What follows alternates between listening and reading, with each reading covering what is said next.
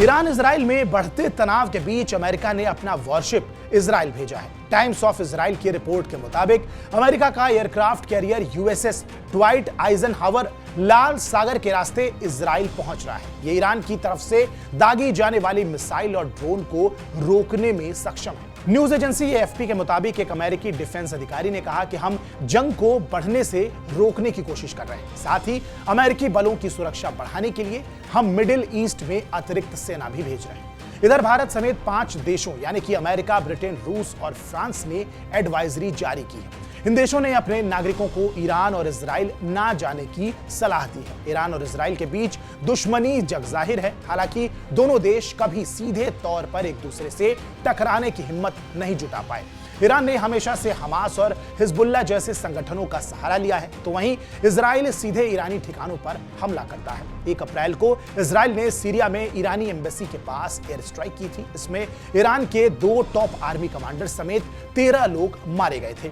इसके बाद ईरान ने बदला लेने के लिए इजराइल पर अटैक करने की धमकी दी थी। दोनों देशों की आर्मी पावर की तुलना की जाए तो इजराइल के पास 7,52,000 सैनिक हैं, जबकि ईरान के पास कहीं ज्यादा 11,95,000 सैनिक हैं। इजराइल का रक्षा बजट 1.12 लाख करोड़ है, जबकि ईरान का रक्षा बजट 7,66,000 करोड़ है। इजराइल के पास टैंकों की संख्या 3,500 है, जबकि ईरान के पास 1,600 टैंक हैं। नौसेना जहाजों की बात की जाए तो इजराइल के पास 64 जहाज हैं, जबकि ईरान के पास 261 जहाज हैं।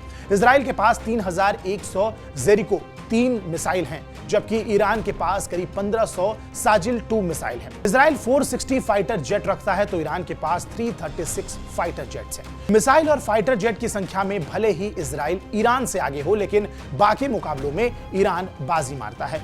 न्यूज एजेंसी पीटीआई के हवाले से खबर है कि दोनों देशों के बीच बढ़ते तनाव को देखते हुए भारत अपने नागरिकों को निकालने की तैयारी कर रहा है। बता दें कि ईरान में 4,000 भारतीय रहते हैं, जबकि इजराइल में 18,500 प्रवासी भारतीय रहते हैं।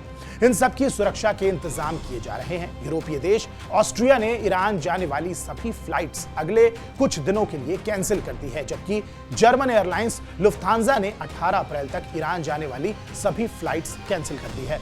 ईरान इजराइल के बीच बढ़ते तनाव में अमेरिका की एंट्री हो चुकी है। 12 अप्रैल को अमेरिकी राष्ट्रपति जो बाइडेन ने ईरान को चेतावनी देते हुए कहा था कि इजराइल पर हमला ना करे। अगर ऐसा हुआ तो हम इजराइल की रक्षा करेंगे। ईरान कभी अपने मंसूबों में कामयाब नहीं होगा। Mr. President, are American troops at risk as well? We are devoted to the defense of Israel. We will support Israel. We will help defend Israel. And Iran will not succeed. News agency CNN की report के मुताबिक अमेरिकी intelligence से जुड़े लोगों का कहना है कि ईरान में ड्रोन और क्रूज मिसाइलों का मूवमेंट भी देखा गया है। ईरान 100 से ज्यादा क्रूज मिसाइलें तैनात कर रहा है और माना जा रहा है कि ईरान अपनी सीमा के अंदर से इजराइल पर हमला करेगा। अमेरिकी अखबार वॉल स्ट्रीट जर्नल ने अमेरिकी इंटेलिजेंस के हवाले से जानकारी दी है कि ईरान अगले 2 दिन में इजराइल पर हमला कर सकता है। वॉल स्ट्रीट की रिपोर्ट यह दावा भी करती है कि ईरान के सुप्रीम लीडर अयातुल्लाह खामेनेई हमले का प्लान बना रहे हैं। हालांकि अभी हमले का फैसला फाइनल नहीं है। इजराइल से बदला लेने की तैयारी कर रहे ईरान ने अमेरिका को चेतावनी देते हुए कहा कि वो बीच में ना पड़े। ईरानी राष्ट्रपति के deputy chief of staff Mohammad Jamshidi ने 6 अप्रैल को कहा था कि इजरायली पीएम बेंजामिन नेतन्याहू के जाल में ना फंसे। अगर आप चाहते हैं कि हमले में आपको नुकसान ना हो तो मामले से दूर रहें।